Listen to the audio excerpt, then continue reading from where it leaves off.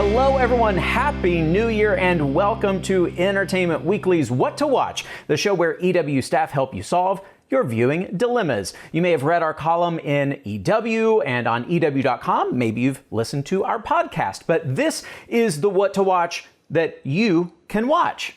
I'm your host, Gerrad Hall, and ringing in the first episode of 2021 with me are TV critic Kristen Baldwin and digital news writers Rosy Cordero and Tyler Aquilina. Welcome, everyone. Great to see you. Happy New Year! Hello. Happy New Year indeed. All right, so let's get into it. The 25th, yes, 25th season of The Bachelor premiered this week, and it's already taking off like it's Colton hopping the fence in season 23. ABC finally rose to the occasion after years of criticism when they cast Matt James, the first Black Bachelor and only the third African-American lead of the franchise after Bachelorettes Rachel Lindsay and Tayshia Adams. So, Kristen, 25, it is a momentous number, a milestone. Is this season going to be as special as that number promises? Well, I think so, simply because there are a couple things going for it in that, like you said, we have Matt James, first Black Bachelor. He's also a non-recycled Bachelor, which is nice. You know, we haven't seen that in many years. He's Bachelor Nation adjacent in that he hangs out with Tyler and Hannah, who are, you know, people from other seasons. But he's also really, really hot, which is important. And so I do think that there will be plenty of drama, and people are already really enjoying him from night one. Well, you already mentioned him being hot. That aside, what makes him the perfect pick for this season? Well, one of the things I love is that he's not, you know, super produced. Like, he's not one of these people who has been doing these shows, you know, for years and just speaks in these terrible sound bites.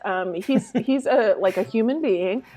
He was actually really nervous on night one, and you can see it. You know, he was very uncomfortable with the fact that he was in the middle of this very uncomfortable and weird situation, and I appreciate it. And there's something kind of endearing about that. Yeah, I found that very endearing, and you know, he's also.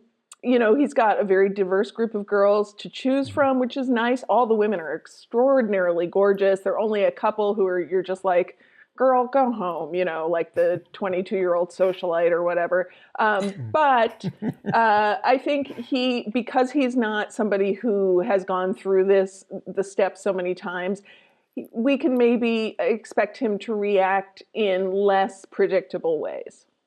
Gotcha, makes sense. You mentioned the diverse cast of contestants, the ladies. One of them, she's the first deaf contestant in the show's history. So I kind of feel like what's brewing in me is saying it's about damn time we see this franchise reflect the world around us. Sure. I mean, the show has definitely taken some justifiable criticism for being super white, but it's also been making progress for several years. You know, in 2013, they cast a woman who was born without an arm, Sarah Heron, and she became a fan favorite. People loved her. She was on several seasons. And, you know, they've had the two Black Bachelorettes now, and of course, Matt James. They're definitely like finally starting to, you know, walk the walk. Still, the good thing is, though, even though they're definitely reflecting the world around us, we're still getting a lot of crazy ladies who are willing to embarrass themselves on television, which is what you want from this show. Yeah. It's an casting. Equal opportunity, you know, humiliator, this show. Yeah. And they also made sure to have a lot of shirtless Matt scenes. Like, just, you know, they're not going to treat him with kid gloves. Like, get in the shower, buddy, and, you know, let us film you while you soap yourself up, because that is what this show is about. Well, before you guys move forward from there, as a Latina, I would like to say that Juan Pablo did not represent us, and we need to have a better Bachelor because he was a tool. So please, The Bachelor, we need a new Latino Bachelor, maybe an Afro-Latino Bachelor. ABC, are you listening? Yeah, exactly. He definitely did not. We try to pretend that he didn't happen. It's okay. It's okay.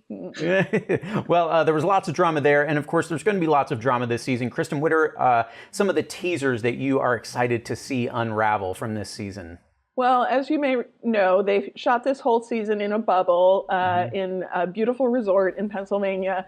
And So, they're definitely not going to be traveling the world, but they are going to bring some new ladies in a couple weeks into the season. Plus, so very sort of Bachelor in Paradise, Love Island style, like bring some new chicks in, just as the original group is getting comfortable. And then also Heather, the never been kissed girl from Colton's season of The Bachelor, she apparently shows up at some point because she wants to date Matt. So we always love a party crasher. Definitely gonna deliver maximum awkwardness, I think. Yeah. Oh, can't wait for it. It sounds like this show, The Bachelorette, it seems like they're not going anywhere. They are going strong. Yep. Kristen, thank you so much. We need to take a quick break, but Dojo Anywhere.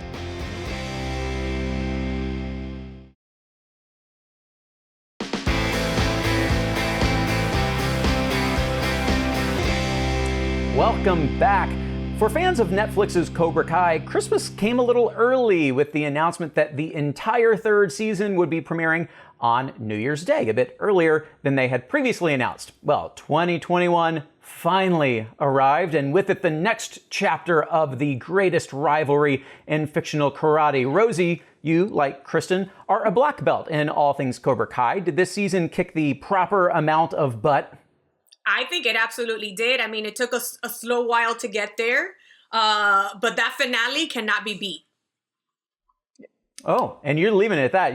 It's all about the finale, huh? Which, of course, we don't want to say too much about in case people haven't watched yet. But yeah, I mean, you said the wait, 20-month gap between the second and third seasons of the show. So fans, of course, were thrilled when season 3 got moved up a bit. The big question, and I'm also curious to hear what Kristen thinks here too, did it deliver? Was it everything you were hoping for? I mean, I will say yes, it absolutely was. I definitely loved, we all knew from season 2 that we were going to need to see Miguel's recovery. And I thought that Miguel's recovery and how he worked with Johnny to train him how to, learn how to walk again was so ridiculous, but really endearing and fun. And I agree with Rosy, while I overall enjoyed the season, I think a little bit more than our critic Darren did overall, that finale, you just want to get up and cheer and pump your fist. And it really had an emotional and sort of satisfying climax. Mm-hmm. I mean, we're dealing with a pandemic right now, and I'm trying to ration my paper products, and my Kleenex box is just completely empty as I'm bawling at the scene. Kristen and I are both OG Karate Kid fans, and it was totally unexpected that that's where we ended up in the finale. But I had no idea where you were going talking with the paper rations and Kleenex. Yeah, but it makes sense. Rosy, I know you've talked to me. There were so many theories about Miguel, and what was going to happen. Did it play out how you imagined or hoped? I had 3,000 scenarios going on in my head and bugging poor Kristen all the time. Do you think this? Do you think that? But, at the end of the day, I knew that he's a main character. They're not going to get rid of him. But still, so much could have happened in between there. So that was definitely one of the scenarios that I had. But like Kristen said, the recovery part was super fun to watch because I love the relationship between Johnny and Miguel. We're not used to seeing Johnny in that way. He's just this this guy that is just kind of a mess, and he's finally starting to find his footing, and so was Miguel. Mm-hmm. And with a little help of some vintage dirty magazines, but that's all I'll say. That joke, it's so Johnny. Yeah. All right, let's talk about season 3 MVPs. Rosy, who are yours? Ooh, I'm gonna go with Amanda LaRusso, who was behind the slap heard around the world. She smacked Kreese so hard, and she did it for all of us. But honorable mention definitely goes to Daniel and Johnny for making an ending that I never expected. So. All right, I like it. Rosy, you recently sat down with the cast of Cobra Kai for a conversation for EW's Around the Table, and they filled you in on season 3. You even got to fulfill a little dream from your childhood. Let's take a look. We have so much to talk about season 3. So I want to say that the overall theme for this one is very similar to the whole series. Expect the unexpected. Ralph Macchio, my first crush. Do you agree with me? And if so, why? Do I agree with you about what? Me being your first crush? No, about the unexpected. I agree with you. Expect the unexpected and the ultimate fan service, but you get to places not the way you think you do. So I guess that leans into that point that you make. Billy, my other first Second crush. my other first crush, because I could never decide. We spent a lot of time up in Johnny's feelings this season. What can you tease about what he has going on? Yeah, we spent a lot of time in his feelings. That's a really well put. Yeah, what's going on? Well, the end of season 2 is a train wreck for all of us, and there's a lot of wounds that need healing. And we start season 3 with Johnny licking his wounds and feeling responsible for all of this. And his son is off somewhere, and his top student is in the hospital, and he lost the love of his life, and his dojo's been stolen. And he wishes he never started the whole thing. So he feels responsible, but he's also got some righteous anger at his old sensei, Kreese, who stole his dojo out and has kind of kidnapped and hijacked his dojo and his kids. And so he's got that engine going inside of him. So he's got some work to do. He's not really technically allowed to see Miguel because of Carmen's wishes, but he's going to find a way to get to him. Their bond is tight. And of course, we have Daniel and Johnny have something in common right now, and that's Robbie. You know, Daniel's concerned, Johnny's concerned. They have to team up and go out and try to find him and help him if they can. But Johnny and Daniel are still, they're not simpatico, so to speak, yet, and they have different styles, which is a lot of fun and comedy, and it's quite a journey, and definitely an emotional journey and a fun ride for all of us in the cast and all the directions that we take and all the storylines that are being woven into this incredible crescendo at the end of season 3. Lots of storylines there. When he puts it that way, that's a kind of a long list there. But Rosy, did the cast give you any hint of where the show is going post that season 3 crescendo, as Billy Zabka put it? I mean, for us to really get into it, I have to give a spoiler. So it's probably time now for Spoiler alert. Okay. So for next season, we're expecting to go to the All Valley Championship. Daniel and Johnny have teamed up, and which is what we were saying that we thought would never happen. And they're going to be facing off against Kreese, who is like the most evil man on earth, tied with Freddy Krueger. So where do we go next season? I don't know. There's going to be a lot of people getting hurt. There may be faces from the past to appear. I don't know, but I'm ready for it. Gotcha. Before we head to break here quickly, Kristen, another spoiler alert if people haven't watched yet. You, Kristen, you were sitting on a secret for a very long time about Elizabeth Shue's return. Johnny and Allie back together. The moment had to be right, really, though, and it seems like they made the most of it. They did such a great job with it. Yeah, I mean, I first spoke to her about this in 2019 when it was still a YouTube show, but then obviously the delays happened. But they did such a good job, in addition to delivering the fan service of having Allie come back, which is what everybody's wanted from the beginning. She's the source of that rivalry between Daniel and Johnny. She also played a really important role in helping them kind of get over themselves and realize you know what, we got to put this behind us because there are bigger forces at play here and and it's affecting our kids. And the fact that she was able to do that, plus they had that great scene at golf and stuff and just really some wonderful emotional and funny moments. They really did a great job with that.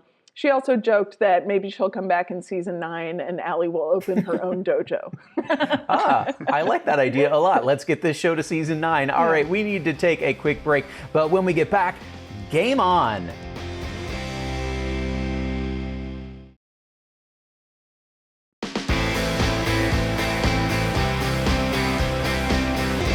Welcome back to What to Watch. Game shows have always been a big part of the television landscape and some of my favorites, but they've been making a big comeback as of late. This week sees the premiere of several new and returning game shows on ABC, just in time to spice up that post-New Year slump. Tyler, as our resident quiz show master, which is now your Twitter bio, what's on the lineup? We have, first up, Celebrity Wheel of Fortune, yes? Yes. So this is the first time ever, shockingly, that Wheel of Fortune has had a celebrity tournament, and also the first time they've ever aired in prime time, which is kind of crazy. But it's basically the same Wheel of Fortune show that you know and love. It's just each episode will have 3 celebrities playing for charity, and they actually play 2 games back to back. So they have 2 shots at winning up to $1 million for their charity of choice. $1 million. Wow, that's wild. Nice on ABC for forking out that amount of money. All right, let's talk about The Hustler. Craig Ferguson hosts this one. Tell us about it. Yeah, so this is a new setup or a new format of game show. It's a little tough to explain just because the gameplay is a little intricate. It's kind of a mashup of some different modes and things. When I talked to Craig Ferguson, he compared it to The Bachelor.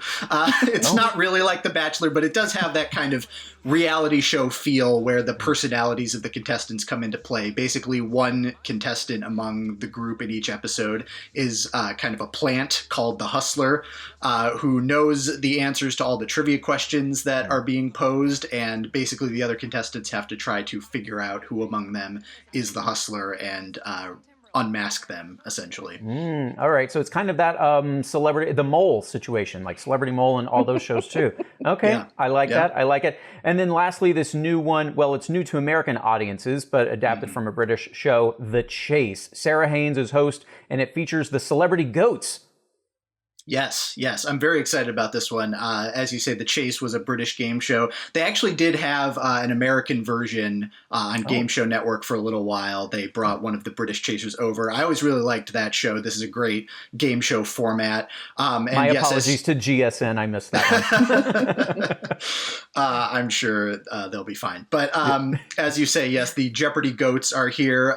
They are what's called the chasers, these trivia experts that are pitted against contestants to answer trivia questions. And the reason it's called The Chase basically is it all culminates in this segment called The Final Chase, where the team of contestants tries to answer as many correctly as they can, and then the chaser tries to catch up with them by answering the same number of questions. It's very fast-paced, very fun, and requires a lot of trivia knowledge. All right. That definitely sounds like it's right up your alley. Okay, I am looking forward to all of those. And we need to take a quick break, but when we come back, we're not done with game shows. We're going to be talking about how the world is paying tribute to a game show legend.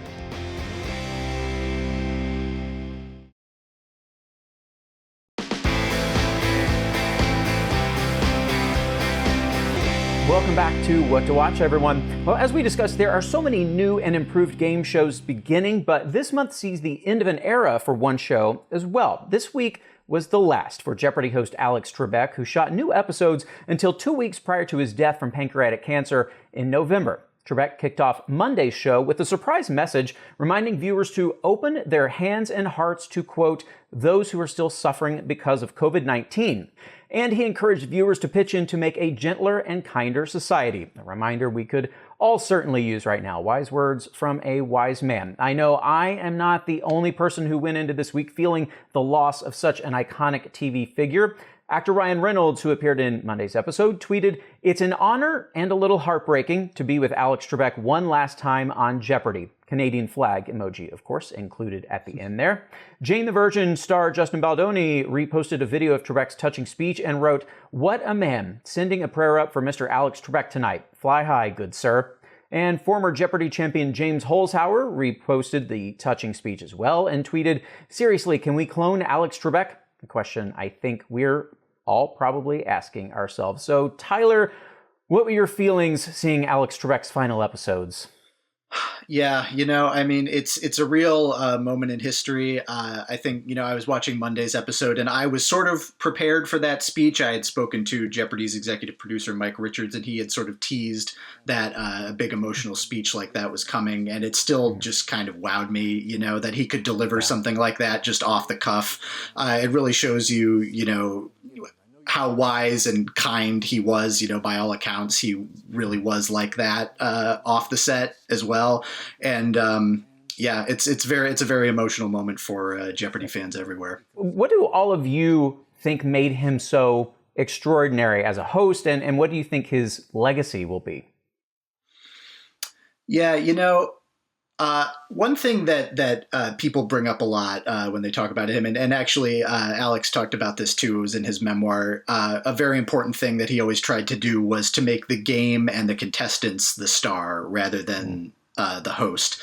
And I think that was a big part of what made him so great at what he did. You know, he was always focused on making sure the game ran smoothly, making sure the contestants really felt like the true stars of the show. And he was just really there to help everything move along and to run the game and make sure everything went smoothly. I think, a hallmark of a good host is it looks like they're not doing any work. Like they make it look easy, and it's so hard to do properly, and it's so hard to do that well. And as Darren Franich wrote in his appreciation, the other thing that's so great about Alex and his legacy, I think, is how clearly he loved the knowledge, that Jeopardy was based on, and he loved giving people that new information and really seemed interested in learning and helping other people learn. And he never made people feel dumb even when they got it wrong. I was about to say that too. Yeah. Yeah.